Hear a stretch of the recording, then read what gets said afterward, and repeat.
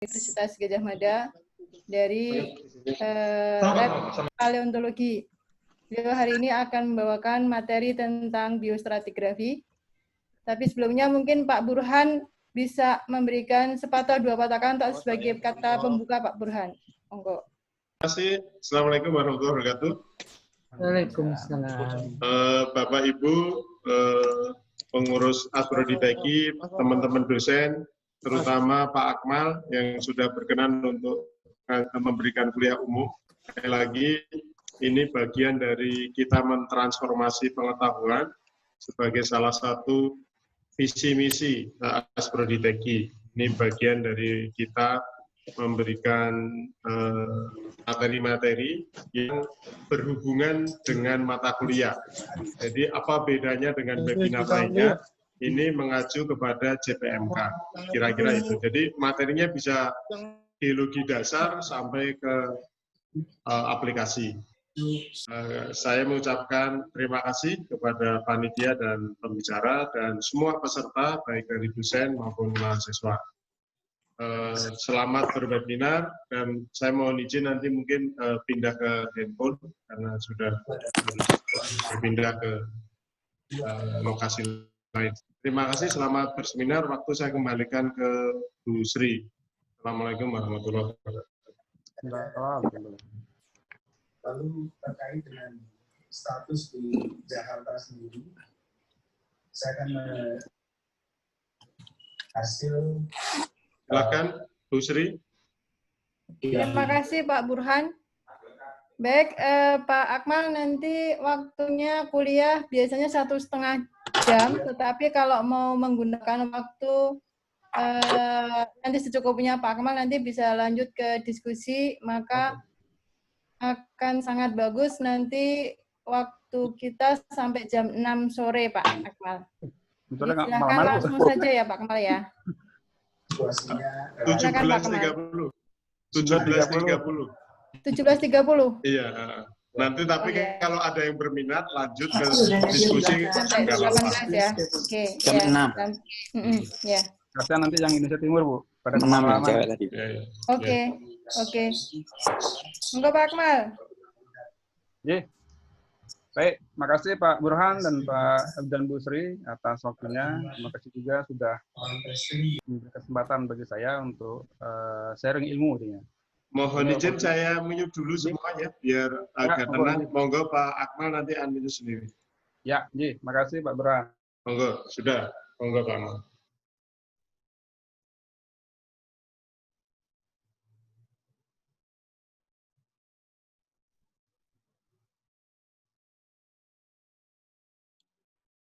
Loh, sepi. Jadi ada materi sifatnya dasar. Jadi saya kasih judul biostratigrafi. Ini nanti saya akan berikan dasar-dasar tentang biostratigrafi dan juga sedikit aplikasinya. Nah ini CPMK-nya atau capaian pembelajaran mata kuliah. Jadi intinya nanti kita akan coba untuk memahami apa dasar biostratigrafi, apa itu biostratigrafi, kemudian nanti memahami tentang cara membuat zona biostratigrafi. Dan kemudian yang ketiga nanti kita coba bahas tentang beberapa zonasi biostratigrafi. Ya, dan ini saya beri contoh 2 saja, ada foramifera dan nanofosil. Dan yang keempat itu nanti kita coba untuk memahami tentang korelasi biostratigrafi dan salah satu contohnya dalam industri migas. Dan juga nanti saya singgung sedikit tentang peranan biostratigrafi dalam studi tentang paleoclimate. Nah, slide yang saya susun cukup banyak di sini, sekitar ada 70 slide. Saya nggak tahu nanti cukup apa nggak waktunya. Biasanya saya itu 2 slide untuk 2 jam biasanya.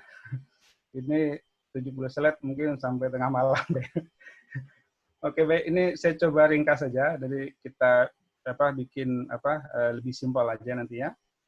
Dan saya harapkan mungkin 1 jam sudah selesai sehingga nanti kita bisa diskusi baik Bapak Ibu dosen yang mengikuti maupun bagi Mbak Mas mahasiswa yang mengikuti kuliah ini.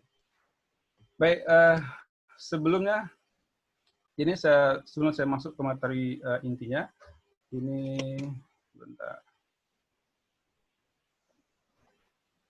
Next slide-nya.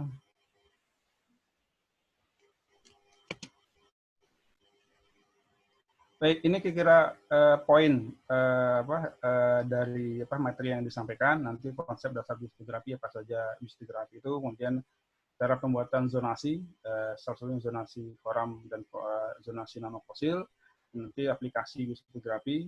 Ini makanya saya katakan cukup banyak materinya. Mudah-mudahan nanti saya bisa rampungkan dalam waktu sekitar 1 jaman atau 1,5 jam nanti.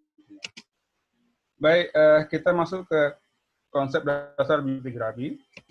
Nah, sebelum saya memulai tentang konsep dasar biostratigrafi, ini buku acuan yang saya sarankan bagi adik-adik mahasiswa nanti jika ingin belajar tentang biostratigrafi. Ini ada buku McGoran, ya McGoran ini biostratigrafi, Microfossil and Geological Time. Ini cukup bagus tentang buku tentang biostratigrafi.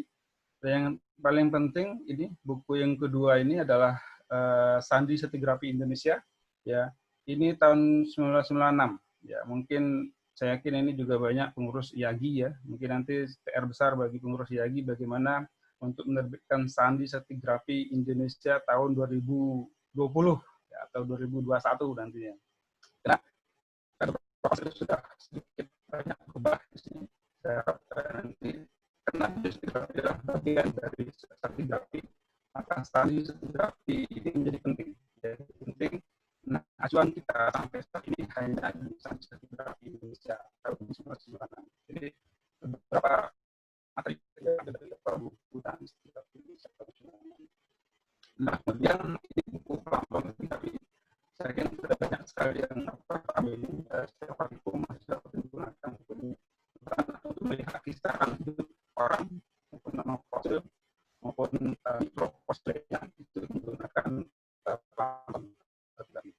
karena nyambung dan pelan-pelan tahun 1989. Baik, maaf ini PowerPoint ini agak baik, selanjutnya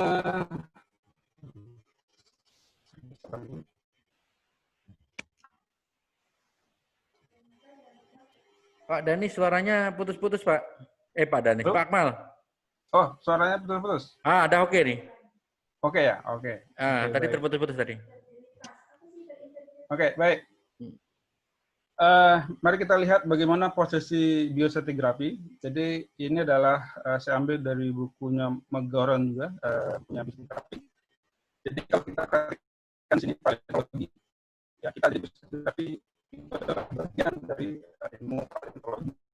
Ya, nah, paleontologi itu sendiri itu adalah ilmu tentang fosil. Jadi kalau kita lihat paleontologi itu terdiri dari dua industri. Sebelah kiri ada biologi, sebelah kanan ada geologi. Ya, makanya tidak jarang ahli paleontologi atau paleontologis itu biasanya juga ada yang dari geologi. Karena memang untuk identifikasi fosil itu kita menggunakan beberapa ilmuwan geologi. Ya. Untuk bicara tentang paleontologi kita harus paham ini sistematika paleontologi atau sistematik atau yang disebut dengan taksonomi ya di sini. Nah, ini orang-orang biologi itu biasanya lebih paham tentang bagaimana taksonomi dari suatu makhluk. Ya. Jadi biologi ada biologi di sini. Nah, kita seorang paleontologis dari dua kaki di sini. Satu ilmuwan biologi untuk si takson itu sendiri. Yang kedua adalah geologi, ya ilmu geologi. Nah, karena kita diberikan geologi, otomatis kita berada di lingkaran di sini. Maka kita menggunakan ilmu paleontologi nanti tujuannya apa di sini? Dan di sini adalah ada dua, ada paleontologi atau ilmuwan pengungkapan. Kita ingin tahu ilmu pengungkapan dari fosil. Maaf, ini suara Pak Ahmal kok sering sekali putus-putus ya? Oh, terlalu berat ya? Aduh, sebentar. Jelas, kemudian putus-putus, jelas putus-putus udah 5 kali saya hitung. Oke. Atau mungkin karena PowerPoint terlalu berat ya? Kalau sekarang, sebentar, Pak. sekarang. Enaknya gimana? Ini saya share slide untuk PowerPoint PDF aja biar tidak berat mungkin. Saya tidak tahu apa hubungannya share screen dengan suara ya. Tapi cuma Oke. 5 kali itu bagus, kemudian setengah menit jelas, yaudah jelek lagi. Sekarang bagus ini sekarang. Sekarang bagus. Ya ini bagus. Nah ini jelas. Kurang dekat ke mic kali. Oh iya, sebentar. Atau saya pakai headset aja Pak. Pakai mungkin bisa lebih jelas. Itu tambah lebih ganteng malah. Nah, sip. Gimana? Halo, tes. Ya, Baik. bagus. Baik, jelas. Bisa ya? Bisa kedengaran ya? Oke, baik. Baik, saya lanjutkan tadi. Jadi paleontologi itu sendiri itu keilmuan yang berdiri di 2 disiplin ilmuwan, itu adalah biologi dan geologi. Nah, kita fokus di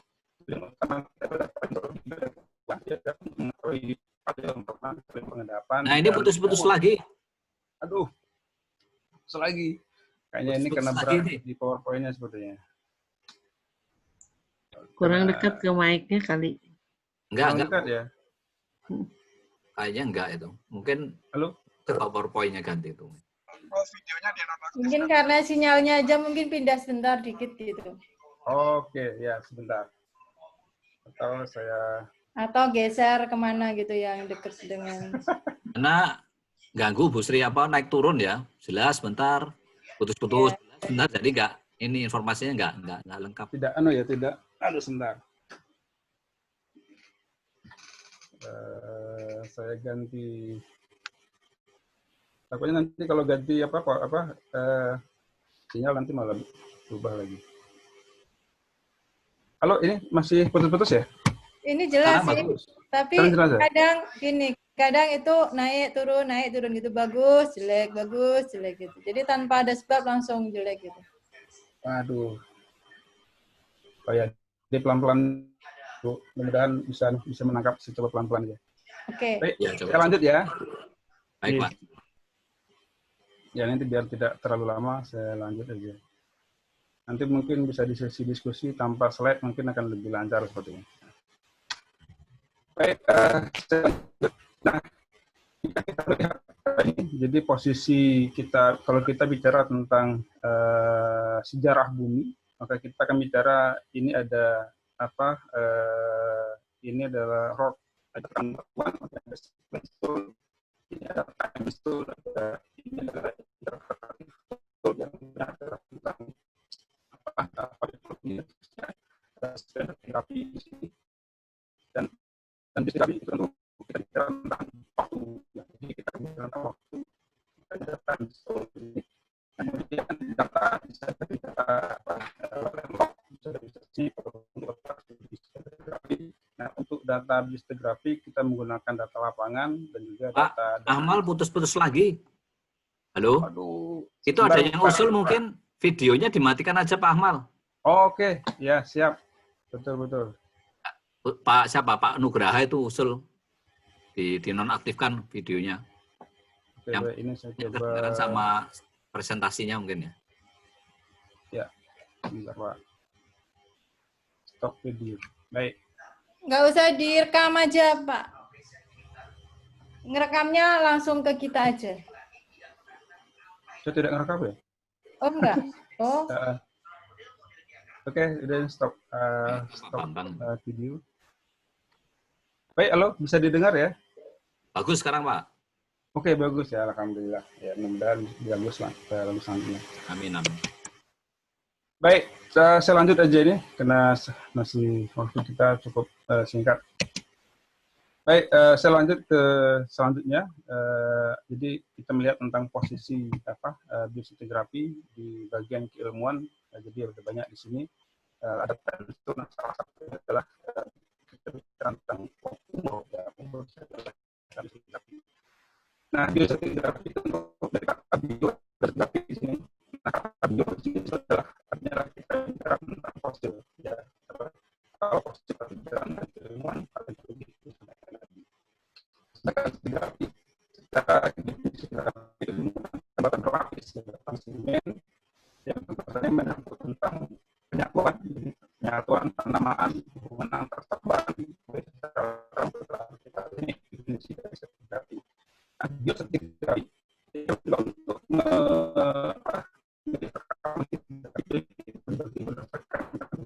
fosilnya, itu biostratigrafi.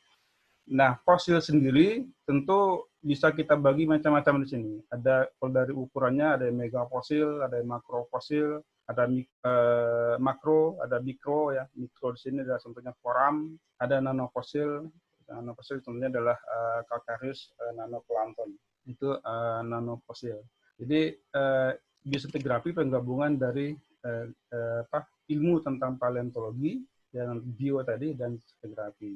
Nah, stratigrafi itu sendiri, itu tentu secara pembagian tipe stratigrafi, ini banyak sekali, jadi keturunan dari stratigrafi cukup banyak.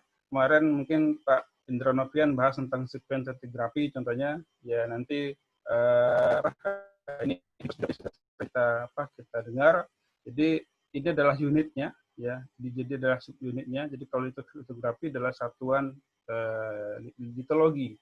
Nah, dasarnya apa? Ini litologi. Sedangkan biostratigrafi itu apa? Fosil. Jadi kandungan fosil dalam rekaman stratigrafi. Jadi ada kronostratigrafi, ada kemostratigrafi. Ya, ini lagi ngetren ini adalah kemostratigrafi. Bagaimana kita bicara tentang rekaman stratigrafi, tapi dasarnya adalah kemo. Kemo adalah kimia, secara geokimia. Jadi tentang kandungan isotop dan juga unsur-unsur penting yang bisa kita ambil rekamannya dari stratigrafi. Jadi contohnya adalah isotop. Contohnya apa? Isotop oksigen contohnya, isotop karbon dan juga isotop strontium. Itu salah satu bagian dari kemostratigrafi. Baik, sekarang kita fokus di sini tentang biostratigrafi.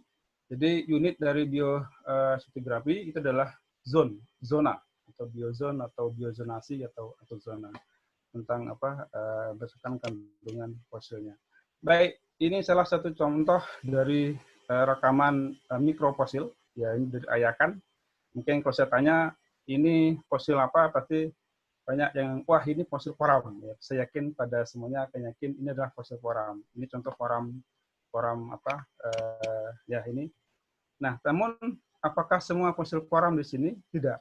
Kalau Bapak Ibu perhatikan, Mbak Mas perhatikan, di sini sebenarnya bukan hanya bicara tentang fosil foram. Ini adalah dalam satu Ayakan, ya. Jadi adalah tipe mikrofosil dengan preparasi Ayakan, ya.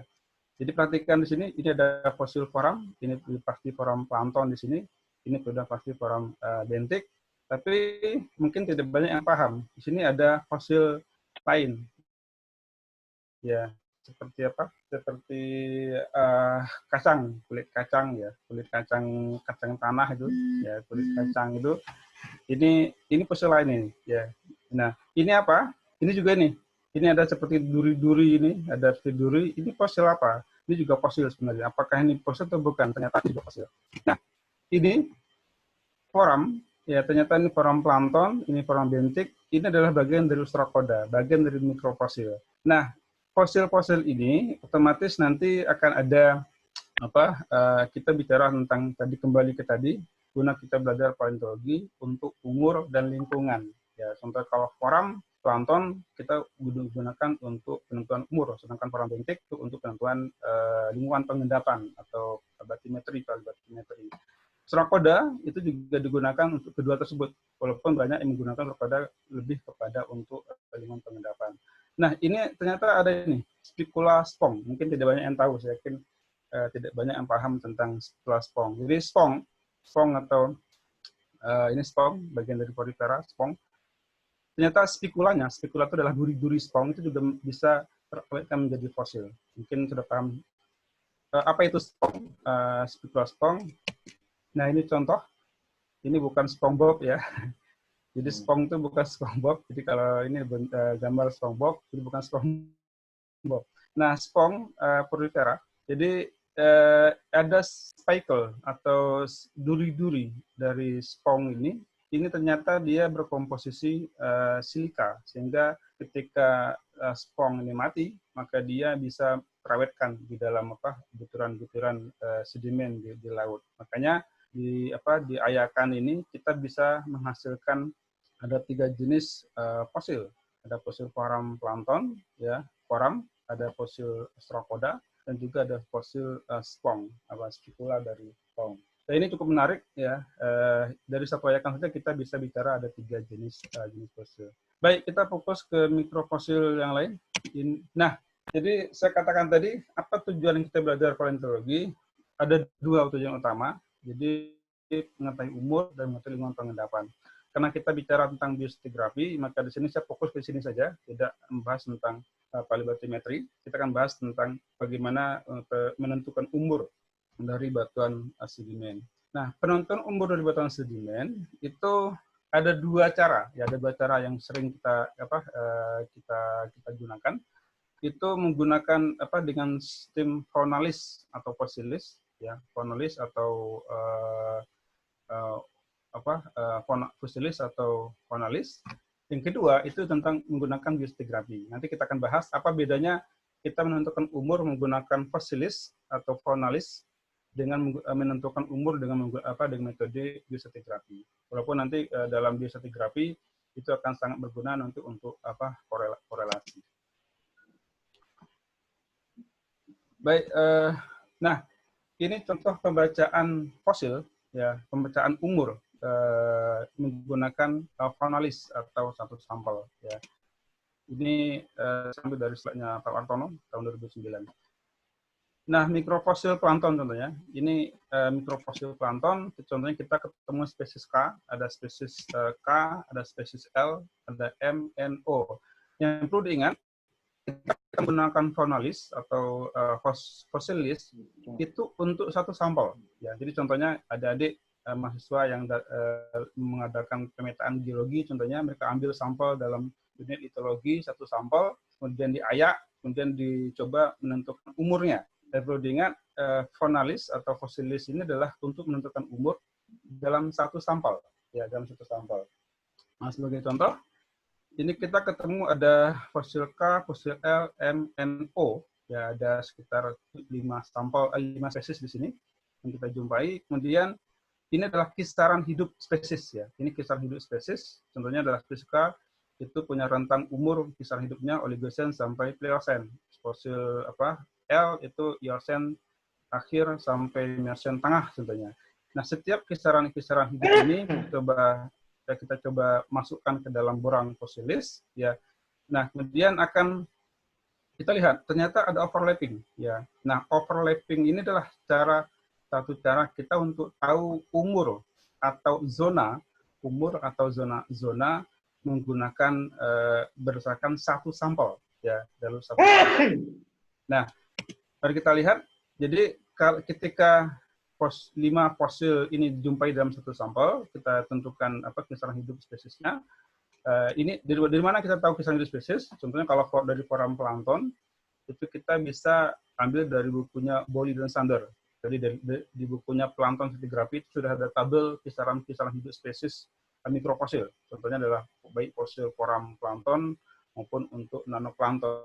Itu sudah ada kisaran hidupnya. Nah, kita menggunakan data itu, kita masukkan ke sini ke dalam kisaran hidupnya. Nah, overlapping dari kisaran hidup spesies itulah umur untuk sampel yang kita amati.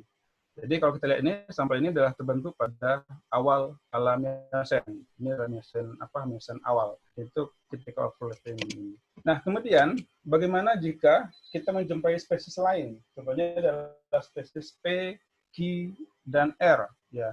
Nah, coba kan, kalau ternyata spesies P secara umur dia lebih tua di sini. Ya, dia lebih tua. Sehingga kalau kita mengacu pada overlapping dari misalnya kita ada zona umur untuk overlapping di Oligocene dan overlapping pada Miocene awal. Berarti ada 2 buah zona overlapping. Nah, pertanyaannya mau pakai umur yang mana? Umur Miocene awal atau Oligocene awal? Nah, ini kadang-kadang banyak mahasiswa yang wah, saya pakai yang paling tua saja. Saya pakai yang ada lagi yang saya pakai yang muda saja. Nah, ketika ada overlapping 2 buah zona, yang satu lebih tua dan satu lebih muda, untuk umur, ya biasanya kita menggunakan itu adalah umur yang termuda, yang paling muda. Sehingga ketika kita melihat dua buah zonasi di sini, maka bisa kita yakini bahwa yang ini itu adalah fosil-fosil rework, ya fosil-fosil yang bercampur, ya reworking. Ya, dia fosil-fosil yang bercampur, jadi fosil Oligocene bercampur di fosil-fosil miocen. Nah, pengalaman saya mengamati beberapa sampel di Jawa ini, kita mempunyai banyak sekali fosil-fosil yang bercampur, yang fosil-fosil itu banyak sekali. Jadi perlu hati-hati sekali. Saya yakin ketika kita mengamati fosil ini, saya yakin nanti akan kita jumpai banyak fosil-fosil yang sifatnya adalah sudah mengalami tertransportasi atau reworking, ya dia rework, ya sehingga banyak yang salah identifikasi untuk zona. Nah, kemudian apa penyebab percampuran mikrofosil ini dalam satu sampel? Ada 4 kemungkinan penyebab percampuran. Pertama adalah karena ini adalah fosil Thanatophorus, dia adalah fosil yang dia memang sudah bercampur saat diendapkan, ya diendapkan. Jadi ketika dia terendapkan di sedimen itu sudah bercampur tadi. Jadi memang sudah secara alami dia tercampur secara alami. Ini Thanatophorus. Yang kedua, kemungkinan ada fosil rework tadi, itu kesalahan saat pengambilan sampel. Nah, ini biasanya ketika kita tidak hati-hati, asal main pukul, palu, ambil sampel, masuk kantong plastik, kantong sampel, kemudian langsung dipreparasi. Padahal ketika kita ngambil sampel, betul-betul kita yakin ini betul-betul sampel yang dia fresh dan juga tidak ada saat pengambilan sampel. Jadi betul-betul satu layer batuan sedimen yang kita ambil itu adalah satu layer, bukan campuran dari beberapa lapisan batuan sedimen. Sehingga palu kita tuh diusahakan ya tidak bersih, tapi jangan sampai sekali malu dicuci ya, itu malah bikin repot. Tidak perlu harus dicuci setiap ngambil sampel, tapi kalau tidak yakinkan saja bahwa setiap kita ngambil sampel itu sampel yang betul-betul terhindar dari kontaminasi untuk campuran. Nah, kesalahan ketiga kemungkinan itu akibat ini. Misalnya kalau kita mengayak fosil, itu kita menggunakan alizarin red atau methylene blue ya, untuk mewarnai. Jadi ayakan tuh ayakan atau shifting itu kita warnai setelah kita mengayak. Sehingga nanti ketika sampel berikutnya lagi, itu akan kelihatan, oh kalau di warnanya biru, berarti ini adalah fosil yang ketinggalan di ayakan. Dan mungkin sampel fosil sampel sebelumnya. Ini penting sekali. Nah, kesalahan yang biasa terjadi ketika menggunakan methylene blue atau alizarin red ini biasanya ketika mengayak itu dilapisi sebentar, direndam dengan methylene blue sebentar, kemudian langsung dicuci. Ini kesalahan fatal. Ketika langsung dicuci, otomatis nanti warnanya akan kembali menjadi putih lagi. Sehingga pas di pengamatan itu tidak betul-betul kelihatan ini fosil percampuran saat mengayak atau betul-betul fosil yang sebenarnya. Ini perlu hati-hati. Makanya merendam dalam methylene blue, usahakan agak cukup lama direndam. Nah, kemudian setelah direndam cukup lama, usahakan dikeringkan. Jangan langsung dipakai dicuci. Ingat, kita kalau ngayak itu adalah menggunakan ayakan basah, ingat air mengalir. Sehingga yakinkan dulu dia sudah kering, baru kita mulai untuk mengayak sampel berikutnya lagi. Nah, yang keempat, ini adalah kesalahan kita ketika ada fosil-fosil reworking itu adalah kesalahan identifikasi atau determinasi. Nah, kalau ini sudah pasti kalau mahasiswa minta, udah kamu ulangi determinasi. Saya yakin salah. Itu tidak jelas. Ini kok ketika aku ada satu sampel kok beda sendiri, ya itu kemungkinan kalau bukan salah determinasi ya mungkin ya kesalahan dari nomor 1 atau nomor 2 atau nomor 3 ini. Ya, itu perlu diulangi untuk determinasinya. Baik, ini contoh fosilis ya, atau borang fosilis atau faunalis ya. Ini untuk contohnya ini saya kasih contoh. Nah, ini adalah nanofosil. Jadi kisaran hidup nanofosil ini bisa dibuka di buku Plankton Stratigraphy tadi. Itu sudah dirangkum oleh Pet Nielsen, kalau salah. Pet Nielsen dirangkum oleh Pet Nielsen untuk umur Kenozoik. Ya. Sedangkan untuk Foraminifera sudah dirangkum oleh Bowley dan Sanders di bukunya Plankton Stratigraphy juga. Silakan buka di buku Plankton Stratigraphy. Jadi ini adalah tabel untuk kisaran setiap taxon atau spesies yang untuk orang untuk nanofosil. Nah, ini contohnya. Jadi bisa kita perhatikan ini Globertalia fossi, ada Prefosi, Lobata, Robusta dan seterusnya. Ini adalah kisaran hidupnya ya, dan ini yang kita gunakan akan kita masukkan ke dalam borang faunalis atau fosilis. Baik, ini contoh salah satu contoh sampel yang kita ambil. Ini ada umur zonasi, ada oligosen, elimination, medium sampai terusnya. Ini adalah zonasi low, N1 sampai N23 ini. Nah, ini adalah sampel spesies yang terbaik.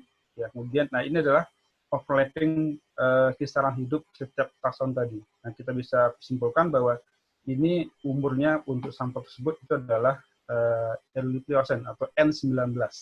Dan perlu diingat, ini adalah penentuan umur untuk satu sampel. Nah, ada juga saya pernah menjumpai mahasiswa itu malah karena ingin simpelnya apa?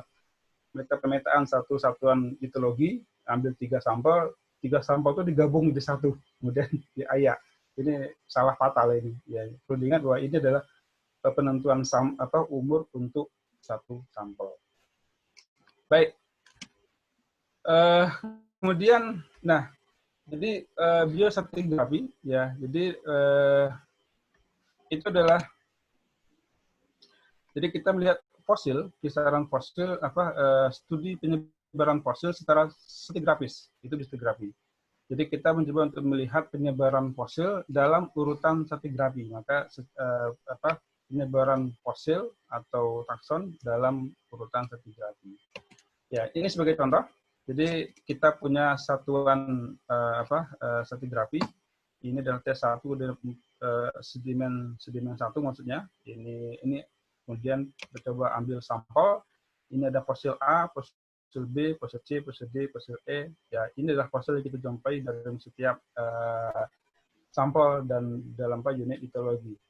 Nah, sampel A ini, ya, fosil A ini kita jumpai pada sampel 1, 2, 3, 4, ya, pada sampel yang keempat atau pada lapisan yang keempat kita jumpai fosil A. Nah, fosil B kita jumpai pada mulai sampel nomor 3 sampai sampel nomor 3, 4, 5, 6 dan seterusnya. Nah, ini adalah kisaran hidup spesies, kisaran fosil yang kita jumpai dalam urutan stratigrafi di dalam penelitian kita. Ya. Nah, inilah dasar nanti untuk kita membagi zona-zona dalam biostratigrafi.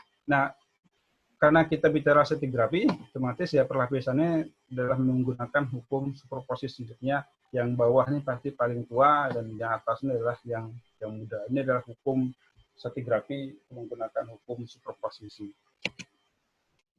Baik, jadi ini adalah sebaran stratigrafi. Ya, fosil itu adalah stratigrafi adalah studi penyebaran fosil secara stratigrafi. Nah, bagaimana data untuk stratigrafi? Jadi untuk stratigrafi itu adalah ada 2 data yang bisa digunakan.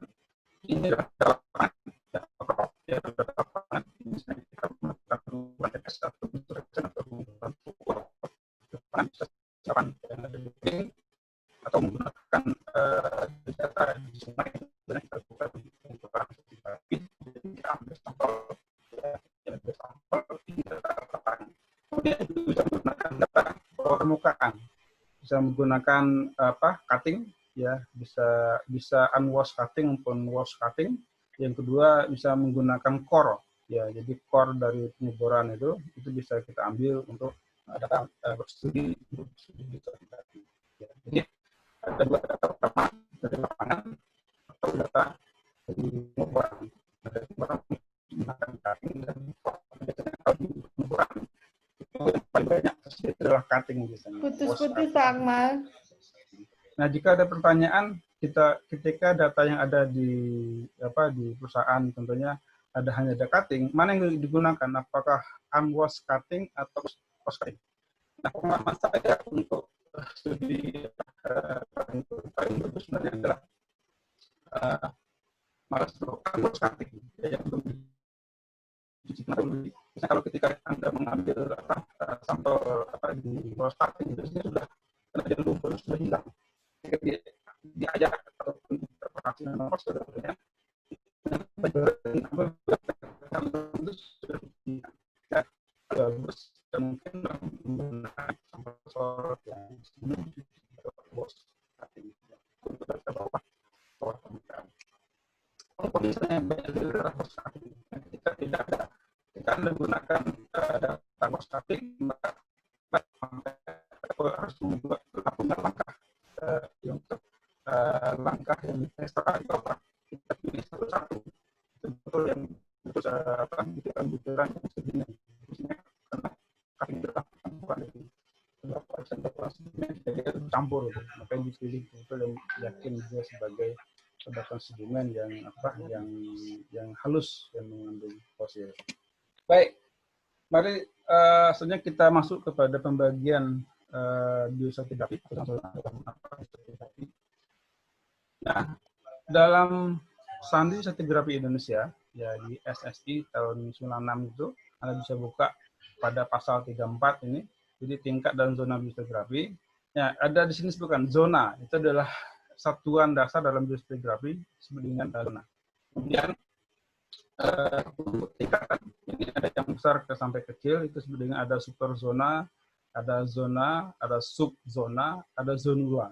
Tapi yang sering digunakan, yang sering digunakan misalnya hanya sampai ke zona dan subzona. Jarang menggunakan superzona sampai ke zonula. Ya, jadi kita misalnya satu zona dibagi menjadi subzona. Itu pembagian. Nah, untuk tipe biostratigrafi sendiri, ya untuk zona biostratigrafi, ini ada zona tidak zona kumpulan, ada zona kisaran, ada zona puncak, ada zona selang. Ya, ini adalah kumpulan, zona kisaran, ada zona puncak, ada zona selang. Nah, apa bedanya? Ini bisa juga dibaca di buku Sains Stratigrafi Indonesia. Itu adalah puncak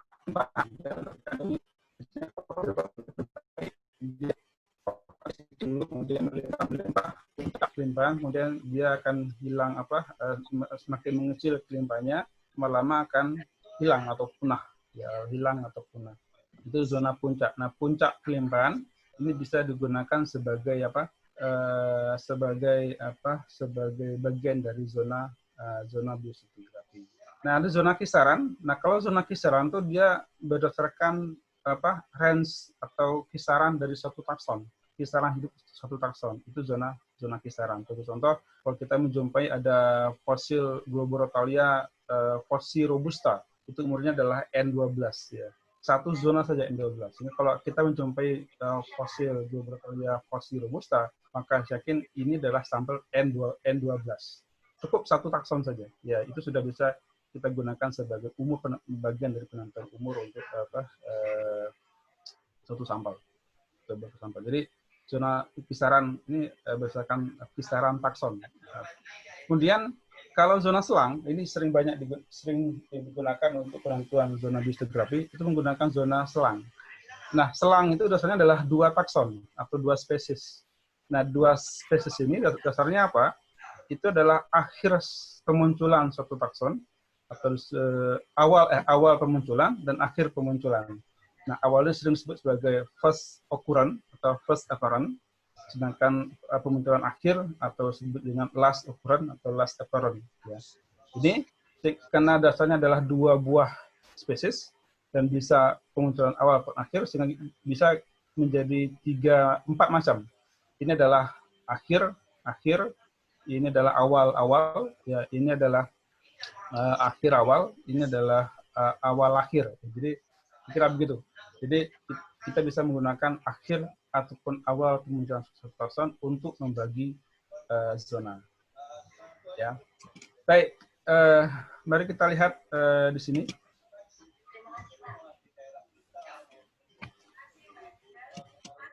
Nah, mari dilihat bagaimana pembagian zona ini dari beberapa literatur. Kalau diperhatikan dari ini contoh adalah Wade tahun 2011, sama sebenarnya. Wade ini menggunakan istilah takson range zone, ini zona kisaran. Kalau kita bandingkan dengan zonanya SSI, Sains Stratigrafi Indonesia, jadi takson range zone itu adalah apa? Zona kisaran. Dasarnya apa? Kisaran hidup spesies suatu fosil. Ya. Kemudian ini ada concurrent range zone. Ya. Nah, ini semua 1, 2, 3, 4 ini.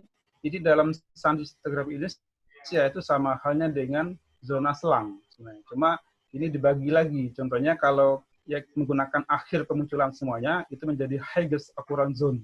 Ya.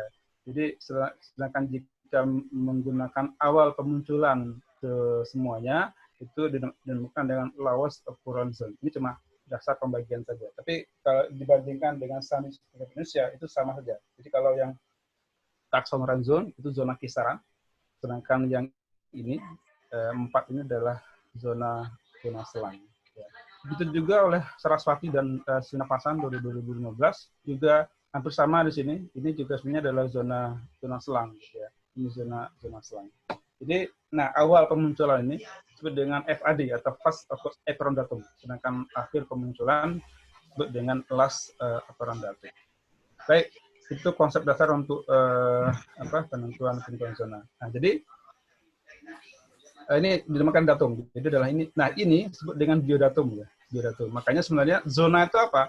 Zona itu adalah zona itu dibatasi oleh 2 buah biodatum. Simpelnya gitu. Jadi kalau kita menentukan zonasi ya zona itu dibatasi oleh 2 buah biodatum. Apa itu biodatum? Bisa biodatumnya adalah bisa awal pemunculan suatu takson atau akhir pemunculan dari suatu takson. Itu dalam dalam penentuan zona dalam biostratigrafi. Ini juga sama, ya. Ini juga sama. Jadi nilai total range biozone. Jadi maksudnya adalah zona kisaran, ya. Zona kisaran ini adalah zona selang. Ini biozone adalah zona puncak, ya, zona puncak. Baik. Nah, ini beberapa kasus dalam biostratigrafi.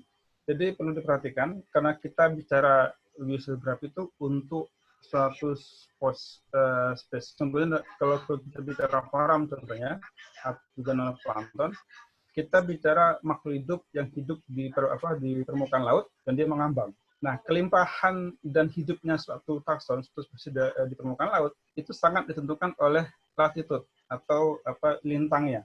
Contohnya di daerah tropis itu dia bisa hidup cukup maksimal hidupannya. Tapi ketika dia sudah sampai ke daerah subtropis misalnya, secara pemunculan dia lebih pendek. Ini kadang-kadang menjadi problem sendiri bagi seorang biostratigrapher. Nah, biasanya makanya kalau kita lihat zonasi standar, contohnya zonasi body ataupun zonasi glow ataupun zonasi weight untuk koram, itu datanya menggunakan data-data tropis. Jadi data hasil pengeboran di zona tropis atau low latitude atau di lintang rendah, itulah sebagai dasar untuk penentuan biodatum yang akurat untuk penentuan zona.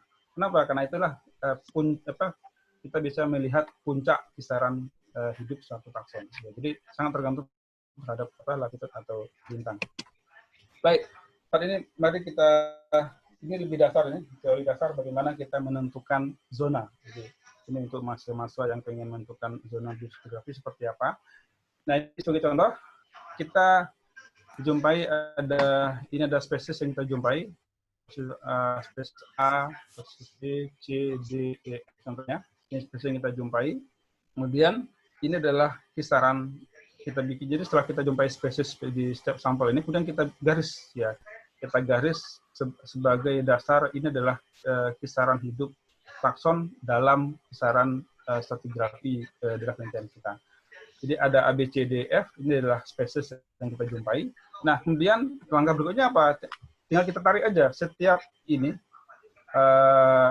ujung-ujung ini adalah sebagai biodatum atau datum plan atau biodatum. Sehingga kita bisa menentukan setiap ini adalah contohnya adalah CD.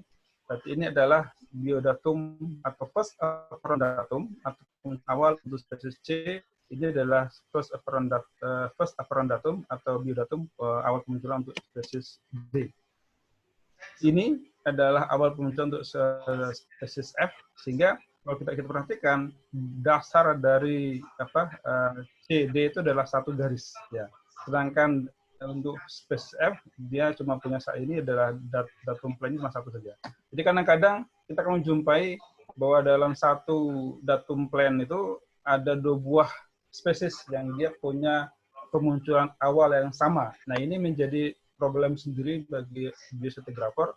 Nah, mana yang mau dipilih? Zona apa yang dipilih? Contohnya apakah zona C atau zona D? Nanti bisa kita bahas lebih detail lagi mungkin saat diskusi aja.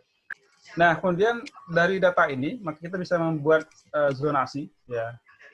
Ini disebut dengan partial range zone atau zona kisaran sebagian. Ya, ini zona kisaran sebagian. Sedangkan sisanya ini adalah zona kisaran zona selang, Pengumpulan ranjau zona selang. Ini contoh, ini adalah selang antara atasnya adalah awal pemunculan F, sedangkan bawahnya itu adalah awal pemunculan dari D. Ya, jadi ini zonasi D, ini zonasi E, ini zonasi C, A, B, F. Ya. Kemudian ada pertanyaan, lah kenapa ngambil zonasi zonasi D? Nah, kenapa bukan zonasi F? Nah, ini juga nanti menarik nih. Mungkin tidak bisa bahas sekarang, nanti lama nanti. Ini juga menarik. Ketika ada dua buah biodatum plan yang dia punya kemunculan awal yang lebih dari satu, kita akan menjadi apa mau diambil? Ini apakah ngambil D atau ngambil C? Nah, di sini kita ambil D, ini zonasi D, berarti di awal pemunculan dari D. Ini zonasi C, awal pemunculan ini akhir pemunculan dari C. Ini zonasi A, ini awal pemunculan dari akhir pemunculan dari A. Jadi nama zonasi itu bisa dasarnya adalah awal pemunculan satu takson, bisa dasarnya adalah akhir pemunculan satu takson. Jadi kalau zona D ini dasarnya apa? Awal pemunculan dari suatu spesies D. Kalau zona C, zona C ini adalah akhir pemunculan dari takson C atau spesies C. Jadi penentuan nama zona itu bisa berdasarkan awal pemunculan atau akhir pemunculan dari suatu takson. Ya. Baik. Berikutnya. Baik. Nah, kemudian mari kita lihat zonasi, dua buah contoh zonasi. Ini ada dua, saya ambil aja dua, nanti kelamaan nanti bisa kita bahas tentang zonasi polon juga kalau ada kesempatan. Biozonasi forum dan non-pasif. Ini yang cukup banyak digunakan. Mari kita lihat untuk zonasi forum. Nah, zonasi forum saya yakin sudah banyak yang paham, saya yakin semua yang hadir di sini paham tentang zonasi forum.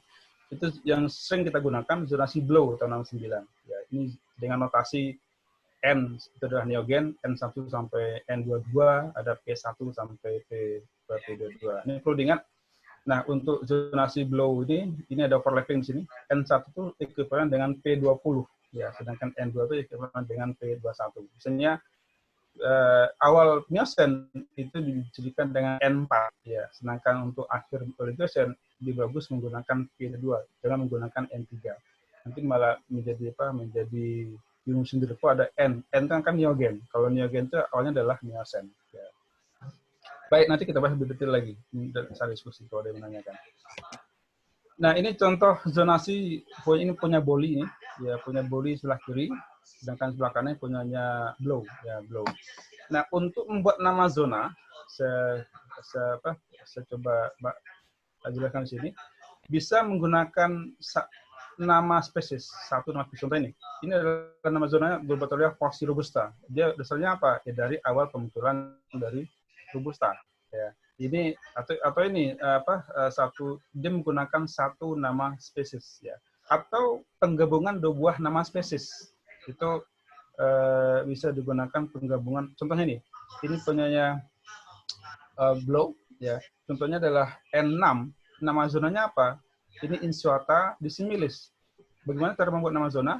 Dari batas bawah atau awal pemunculan dari Insuata, dan batas atasnya adalah dissimilis atau awal akhir pemunculan dissimilis. Jadi menggabungkan dua buah biodatum, digabung jadi satu menjadi nama zona. Jadi nama zona kalau Bapak Ibu atau Mbak Mas perhatikan di paper-paper itu, kita bisa menggunakan nama zonanya satu spesies pencili atau penggabungan dari biodatum bagian bawah dengan biodatum bagian atas.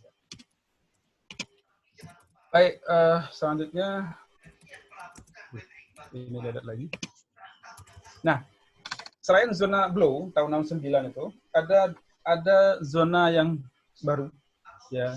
Ini zonasi wave tahun 2011, ya, tahun 2011. Ini adalah dia juga mengkompilasi dari banyak sekali penelitian biostratigrafi, dibuat satu tabel dan diagram. Ini kompilasi dia. Ya, ini bisa dibuka di jurnal Science Review tahun 2011, ya.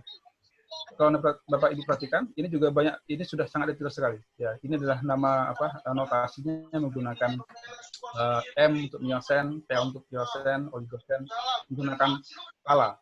Sedangkan tadi Blow itu menggunakan zaman, N itu neogen, P itu paleogen itu untuk zaman. Kalau untuk Wade dia menggunakan kala, untuk kala Miocene menggunakan notasi M. Contohnya ini ada M13, ada M12 dan seterusnya. Ya. Nah, di samping itu Bapak Ibu bisa perhatikan juga di sini setiap bidato yang ada ini sudah dikalibrasi dengan umur absolut. Ya, umur absolut yang cukup banyak penelitian-penelitian yang dikompilasi sehingga kita akan bisa tahu. Contohnya ketika kita menjumpai fosil fosil contohnya fosil robusta ya. Ketika awal pemunculan fosil robusta atau Mayeri akhir pemunculan dari Mayeri itu umur 10,53 juta tahun. Ya. Ketika akurasi sampel yang kita amati dan akurasi zonasi yang kita lakukan cukup detail, jadi high resolution stratigraphy cukup detail sama resolusinya, maka kita bisa menentukan umur, contohnya 10 juta tahun. Makanya misalnya ini digunakan kalau dalam studi paleoclimate sangat penting sekali. Kita ingin tahu paleoclimate pada kisaran umur 8 sampai 10 juta tahun, ya, atau 5 sampai 10 juta tahun. Maka ini biodatonya harus begitu akurat sekali. Jadi kita bisa menentukan berapa kisaran umur stratigrafi atau umur dari batuan yang kita teliti. Ya, ini untuk zonasi Quaram Wade 2011. Jadi jangan dikira ini kok sampai 2 desimal. Ya, juga yang kok bisa tahu ini proses media 8,52 juta tahun kok sampai 2 desimal. Ini kita bukan mendetek, ini adalah kompilasi dari yang dilakukan oleh Wade tahun 2011 ya. Ini mereka punya data yang sangat bagus sekali. Baik, kemudian zonasi nanofosil dampingan atau nanoplankton itu ada 3 zonasi standar yang justru digunakan. Pertama zonasi Martini, ya, zonasi Martini tahun 71 itu menggunakan notasi NN, jadi nanoplankton neogen, ya. Jadi NN1 sampai NN2 untuk neogen, untuk paleogen menggunakan NP sampai NN. Nah, bagi seorang biostratigrapher, bagi orang stratigrafi juga, stratigrapher juga, ini harus paham betul ketika ada 2 NN itu adalah untuk nanofosil. Dan banyak juga yang salah kaprah, NN dikira Quaram, bukan. Jadi kalau notasinya NN, ini punya notasi untuk nanoplankton. Berarti ini posisi nanoplankton. Dia menggunakan zonasi Martini tahun 71. Atau zonasi nanoplankton menggunakan Okada, ya, Okada Bakri tahun 80. Ini lebih setelahnya Martini. Itu adalah menggunakan notasi CN atau CP. Jadi kita kokolit, ya, kokolit, ya kan, kokolit, jadi ini kokolit sama dengan nanoplankton. Jadi mungkin ada sisi kuliah nanoplankton ini bisa tunjukkan detail tentang fosil atau jadi kokolit adalah istilah atau untuk nanoplankton. Jadi ada nanoplankton atau nanoplankton nanofosil, kokolit yang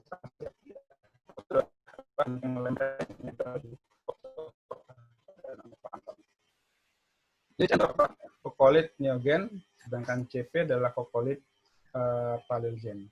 Oke, baik, ini adalah di bukunya Martini tahun 71, ya, di publikasinya Martini 71 dan Okada Bakri. Jadi dia membagi zonasi-zonasi untuk nanoplankton. Ini adalah Martini, ini Okada Bakri. Nah, Okada Bakri karena dia lebih muda dari Martini tahun 80-81, dia mencoba mengkompilasi ini zonasinya Okada Bakri, kemudian dibandingkan dengan zonasi Martini NN ini. Jadi kita akan tahu ketika zonasi NN6 ini ekuivalen dengan zona CN 5A dan seterusnya. Jadi ini gunanya untuk apa? Untuk korelasi. Ketika kita menjumpai di paper kok zonasinya CN5A, ini zonasi apa ini? Ini tapi zonasi nanoplankton untuk menggunakan zonasi Okada Bakri. Nanti ekuivalen dengan NN6. Nanti kita bandingkan lagi bagaimana dengan Quaram, nanti saat korelasi. Nah, ini kira-kira korelasi 3 zona. Oh, ini kurang 1. Ya. Zonasi yang ketiga setelah Martini dan Okada Bakri itu adalah Beckman, ya. Beckman tahun 2012, ya. Ini bukan Batman ya, Batman nanti malah film Hollywood. Beckman, ya Beckman 2012. Ini dia juga mencoba menggabungkan, mengkompilasi beberapa penelitian, cukup banyak penelitian, sehingga dia membuat zonasi di sini. Ini dengan CNM, dia menggunakan CNM. Jadi ini kokolit, N itu adalah neogen, M itu adalah miosen. Jadi sebenarnya menggabungkan antara zaman, kala, dan C itu adalah kokolit. Ya. Jadi kokolit, neogen, miosen sebenarnya. Kalau untuk yang Pliosen, jadi kokolit, neogen, Pliosen, TL1, TNTL1, CNM16, dan seterusnya. Nah, karena dia lebih baru, zonasi yang lebih baru, maka Beckman ini juga menggabungkan atau mencoba mengkorelasi dengan zonasi sebelumnya. Itu punyanya Martini dan zonasi Okada juga. Sebagai contoh, ini ada CNM 13, berarti dia ekuivalen dengan NN9 dan ekuivalen dengan CN yang 7, ya, dan seterusnya. Jadi kalau kita coba bandingkan ketiga zonasi nanoplankton, itu ada Martini, ini ada Okada, ini ada ada Beckman. Ya. Nah, yang perlu dilihat juga di sini itu adalah biodatum, penting sekali biodatum. Beberapa peneliti, jadi ada yang membuat biodatum yang sama atau mencoba memasukkan biodatum yang sama, ada yang tidak. Bagi contoh, mari kita lihat batas antara N13 sama N14. Itu adalah disquater symmetricus. Ya. Ini sama, ketiga zonasi sama, baik Beckman maupun Okada, Dorcry, Martini. Tapi ada juga yang sebenarnya secara zonasi itu berbeda. Sebagai contoh ini, untuk NN11 ya. Ini N11, setaran umur ekuivalen dengan CN9B. Tapi biodatum yang digunakan itu beda. Ini adalah disquater Conturamus, ini adalah Primus ya. Jadi ini adalah Primus ya. Ini jangan kok beda biodatumnya, tidak masalah. Asal kemunculan awalnya sama, seperti tadi saya katakan.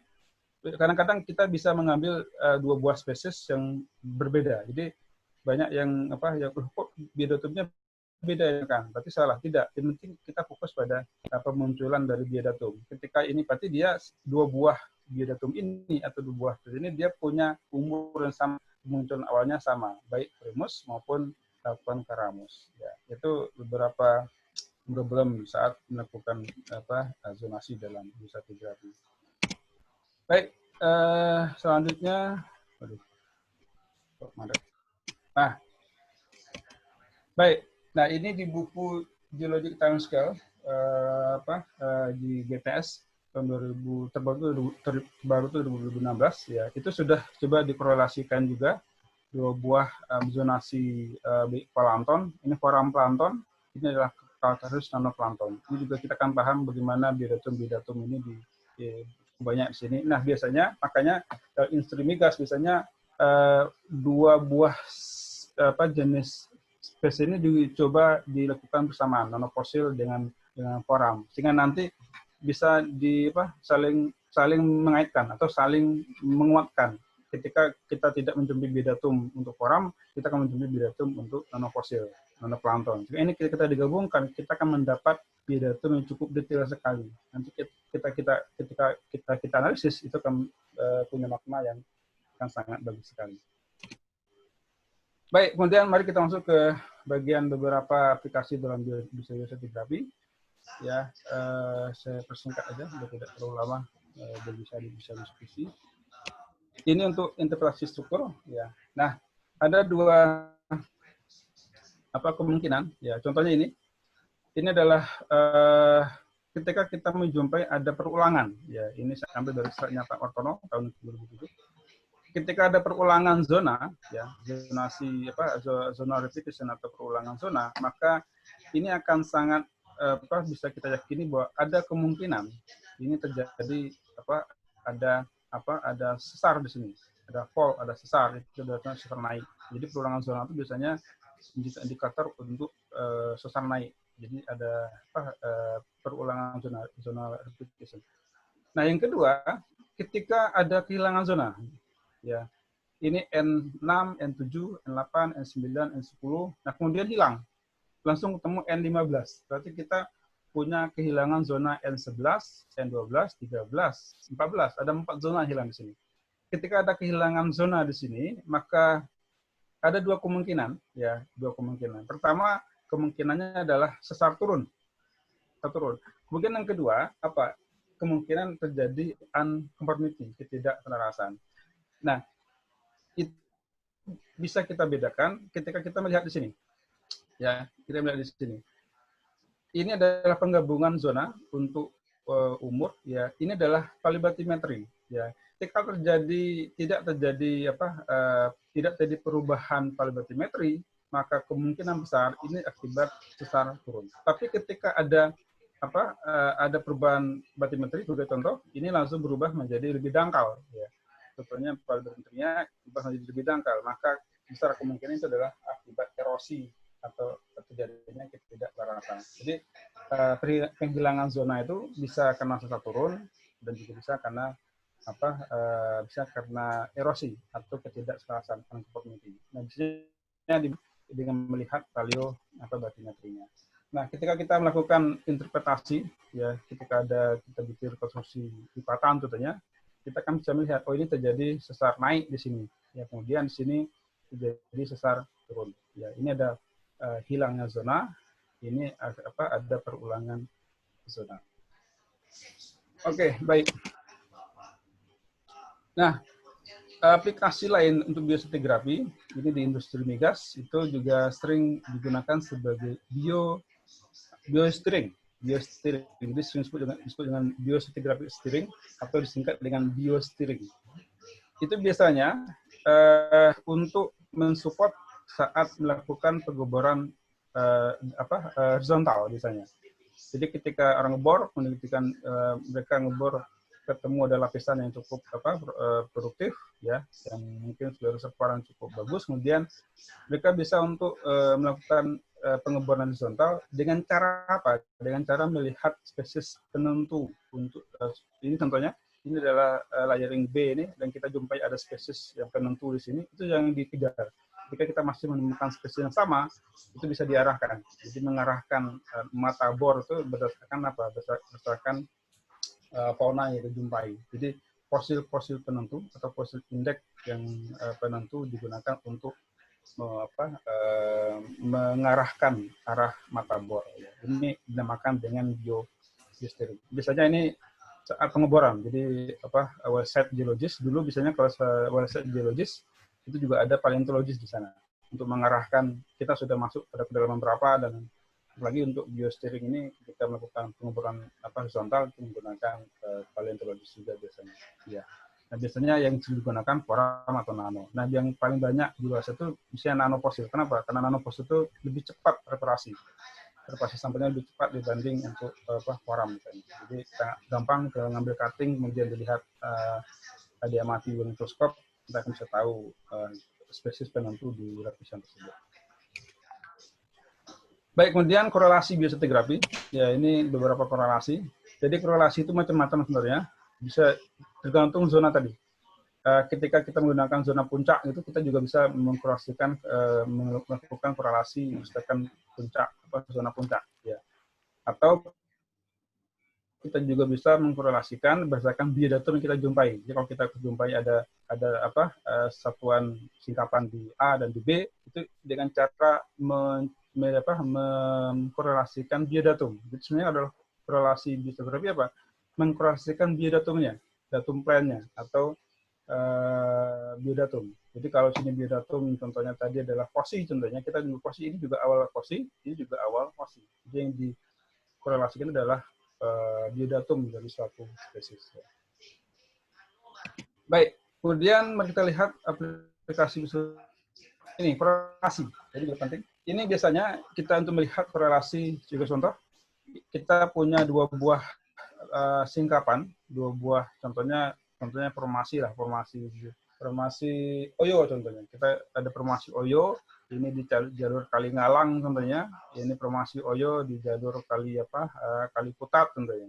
Nah, secara urutan litologi ini sama nih, satu formasi. Tetapi ketika diletakkan biodatum, ini adalah spesies yang dijumpai, kita letakkan biodatum di sini, ternyata apa? Ternyata ini lebih pendek secara ketebalan ini lebih tebal ya, tapi dia punya fosil yang sama. Kemudian bisa kita bikin tabel korelasi di sini antara dua buah jalur. Kita kan bisa melihat bahwa sebenarnya kecepatan pengendapan yang berbeda. Nah, ini untuk melihat, jadi perhatikan ini ada titik-titik ini. Semakin semakin titik itu menunjukkan satu garis pelurusan, itu menandakan bahwa sampel kita juga semakin bagus. Tapi ketika kita ambil sampel terlalu jarang, misalnya akan dot ini akan acak sekali. Tapi ketika semakin detail kita ngambil sampel, semakin akurat, maka kita akan menjumpai titik yang saya yakin akan berada di titik di garis yang sama. Jadi ini untuk melihat bagaimana kedetailan sampel yang kita ambil, tapi juga nanti juga bisa kita gunakan untuk melihat rate sedimentasinya. Ya, jadi kecepatan sedimentasi itu bisa kita lihat dari perbandingan di datum untuk dua buah jalur yang berbeda. Seperti contoh ini kalau ini ada garis korelasinya, jadi berarti dia punya kecepatan sedimentasi yang sama. Kalau dia ada pembelokan, berarti ada dua kecepatan berbeda. Bagaimana kalau dia lurus ini? Garis lurus ini kalau di rumah sakit ini sudah mati gitu, lurus gitu. Ini maksudnya apa? Ini adalah hiatus atau ada overlapping dari datum. Itu sebagai indikasi untuk hiatus atau ketidakselarasan. Baik, ini dalam dalam korelasi juga bisa digunakan misalnya untuk di data contohnya, bisa digunakan juga untuk melihat bagaimana bidatum yang digunakan. Baik, bisa cepat aja biar tidak terlalu lama di penjelasan. Baik, ini salah satu sambil contoh korelasi biostratigrafi. Ini kami lakukan di cekungan Barito ya. Kita coba mengkorelasikan berdasarkan bidatum yang kita jumpai. Jadi kita akan bisa melihat mengkorelasikan top. Jadi contohnya ini adalah bidatum yang kita jumpai. Jadi kita bisa mengkorelasikan berdasarkan bidatum yang setiap sumur yang ada. Ya. Jika kita menggunakan data bawah permukaan data sumur, sehingga kita bisa melihat bagaimana korelasi biostratigrafi dari beberapa sumur yang kita amati. Ya. Baik, juga ini bisa kita gunakan lebih detail lagi. Ini juga sama. Kita melakukan korelasi biostratigrafi untuk beberapa sumur. Ya, ini salah satu contoh cekungan Jawa Barat bagian utara. Ya, ini kita lihat bidatum yang sama. Kita coba lihat ini kita menjumpai bidatum yang sama. Kemudian kita coba melihat korelasi di beberapa sumur. Jadi akan beda maknanya. Makanya dalam korelasi dalam industri migas ini bukan cuma korelasi sen to sen, lihat juga melihat bagaimana umurnya. Jadi sebaik mungkin melakukan korelasi, kita melakukan litologi yang sama dan umur yang sama. Nah, umur sama di sini dia menggunakan bidatum, itu akan jauh lebih valid ketika kita melakukan korelasi adalah bidatum fosil. Baik, kemudian mari kita lihat yang lain, kecepatan sedimentasi dan uniformity. Nah, ini dari grafik yang ada di bawah atau di buku biostratigrafi tadi. Ini adalah menggabungkan tiga metode. Pertama adalah nanofosil datum. Ini ada foraminifera datum. Dan yang ketiga adalah magnetik. Ini paleomagnet, ya, magnetik atau pertamanya. Ketika akurasi data cukup bagus, maka kita akan menjumpai titik yang satu garis. Ini bukti bahwa dia menjumpai bidatum cukup valid di sini. Jadi ini menjadi satu titik satu garis ya. Nah, satu garis ini nanti bisa kita analisis pertama untuk melihat kecepatan sedimentasinya, kemudian untuk melihat ada ketidakselarasan dari data yang kita punyai. Nah, jika kita melihat ada overlapping bidatum di sini, maka ini menandakan bahwa terjadi kehilangan zona, hilangnya zona, dan dia sebagai penanda sebagai ketidakselarasan dalam suatu jalan. Nah, untuk kecepatan sedimentasi ini tinggal kita hitung aja. Kalau lihat di sini, ini 2 cm per 1000 tahun ya. Jadi Jadi ini kecepatan simulasi. Semakin miring semakin miring grafik garis ini juga menunjukkan kecepatan simulasi yang lebih lambat ya. Jadi kita akan bisa melihat apakah dia lebih cepat atau lebih lambat kecepatan sedimentasi dalam satu jalur. Nah, caranya gampang saja, tebal batuan dibagi waktu akumulasi. Nah, M juta tahun ini diambil dari mana? Dari tabel yang kita lihat tadi. Ada weight 2011 tadi atau plankton menggunakan Beckman ya. Itu sudah ada biolognya, sudah ada berapa umur absolut.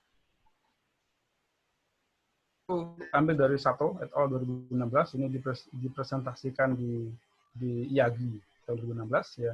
Ini adalah hasil Pertamina, ini adalah hasil Pertaminanya, kemudian didetilkan menggunakan nanofosil di sini, maka menghasilkan ternyata cukup banyak ya. Ada 1, 2, 3, 4, ada 5. Ada 5 conformity yang dijumpai di sumur yang dianalisis ulang ya, ketika sampelnya yang diamati cukup detail. Tapi ketika sampelnya cukup jarang-jarang jaraknya, maka kita hanya bisa lihat satu garis yang lurus begini aja tanpa ada makna. Tapi ketika sampelnya didetailkan, maka akan cukup bagus sekali. Ya, cukup bagus, bisa identifikasi lebih detail, kecepatan sedimentasinya cukup beragam, dan kita bisa menentukan ada tidaknya keselarasan di sumber tersebut. Nah, ini yang kami lakukan di cekungan Barito juga sama ya. Jadi melihat kecepatan sedimentasinya, kita akan tahu ada tidaknya uniformity di sumber tersebut. Dan nanti ini bisa kita cek di seismik, bisa akan berkorelasi sangat bagus sekali.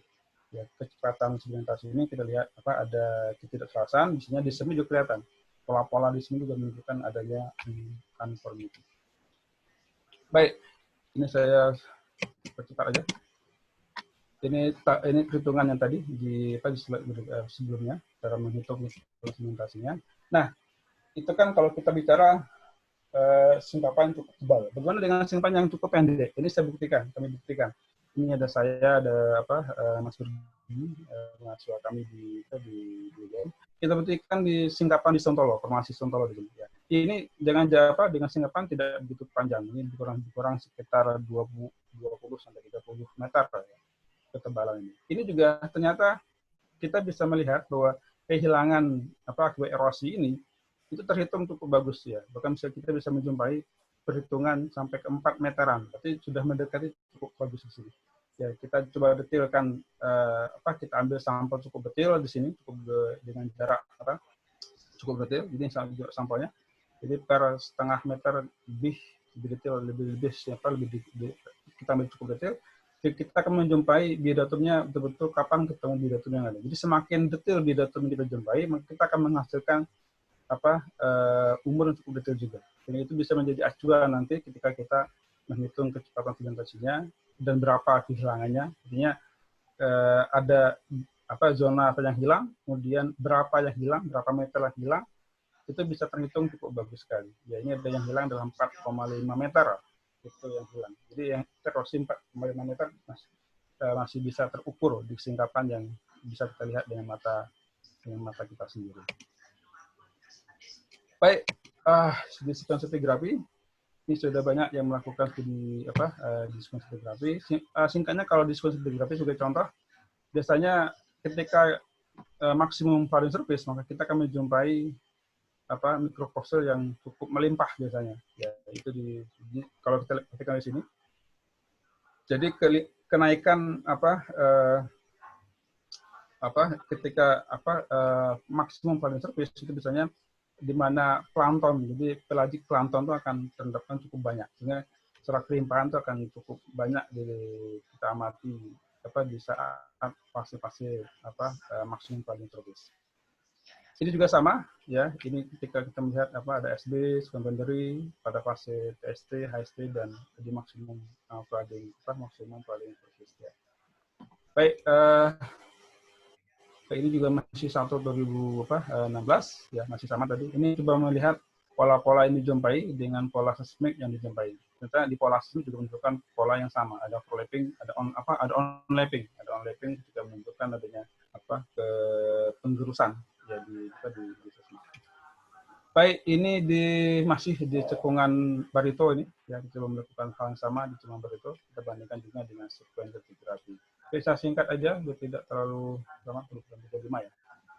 Baik, untuk analisis geohistory, ini biasanya kita menggabungkan data biostratigrafi dengan data palibatimetri, ya, dengan menggabungkan data biostratigrafi kita jumpai dengan data paleobatimetri. Jadi ini contoh analisisnya. Jadi ini adalah T1 dan seterusnya. Apa guna dari analisis geohistory untuk melihat sejarah penguburan atau burial history dari suatu cekungan. Jadi ini tujuan dari analisis geohistory. Jadi kita pengen melihat sejarah burial history atau sejarah penguburan dari suatu sedimen. Misalnya dalam satu cekungan. Jadi kalau bicara ini adalah bicara dalam satu cekungan. Jadi ini tabel, jadi ini secara teoritis. Jadi kita lihat tabel ini tabel perhitungannya, ya, dan ada erosinya tidak, makanya kita butuh data tadi. Nah kemudian ini palibatimetrinya. Jadi ada palibatimetrinya, jadi ada data umur menggunakan data biostratigrafi. Kita gabungkan dengan data palibatimetrinya. Jadi ini analisis geohistory. Jadi ini secara singkat saja bagaimana misalnya. Nah ini ketika udah T2 ini sebenarnya yang awalnya T1 ini dia cukup tebal, ini sudah mengalami pemampatan atau semakin terkubur dia semakin kompak, sebenarnya akan lebih pendek biasanya, ya, dan seterusnya. Nah inilah nanti yang kita coba uraikan. Jadi ini analisis geohistory. Ya, kemudian nanti dengan ini kita bisa melihat kapan dia mengalami subsiden, ya, dan ada enggak event tektonik yang terjadi ketika umur tersebut. Makanya umur lebih penting untuk melihat kapan terjadi subsiden pada umur event tektonik tertentu. Ya, ini yang contoh yang kami lakukan di cekungan Palembang, ya, cekungan Palembang Selatan, ya. Melihat ini ada ketidakterasan, kemudian ada konsolidasinya, kemudian ini kita coba lihat burial historinya. Ya ini cukup bagus untuk melihat burial historinya. Saya rasa mungkin itu aja, biar tidak terlalu lama. Mungkin biar ada sisi diskusi dan jawabnya. Ini sudah hampir jam 17 ya, jam 5. Baik, mungkin saya kembalikan ke Bu Sri selaku moderator. Mudah-mudahan semuanya bisa mendengarkan suara saya dengan jelas dan bisa menyimak ilustrasi yang saya sampaikan. Mudah-mudahan tidak ada yang tidur sore ini, kayak ngantuk semua. Baik, monggo Bu Sri. Oke, terima kasih Pak Akmal. Ada beberapa pertanyaan, ini Pak Akmal ya. Saya bacakan saja langsung ya. Ya, silakan Bu. Dari Anis Kurniasi. Bagaimana cara menentukan umur suatu zona yang disusun dengan zona selang? Apakah hanya menggunakan 2 fosil yang menjadi biodatum saja atau seluruh kumpulan fosil yang hadir di zona itu? Oke. Baik, langsung saya jawab atau nunggu yang lain? Langsung aja, langsung jawab dulu. Oke, baik. Bagaimana menentukan zona berdasarkan zona selang ya? Ya. Baik, saya coba bentar, saya lihat yang untuk zonasi.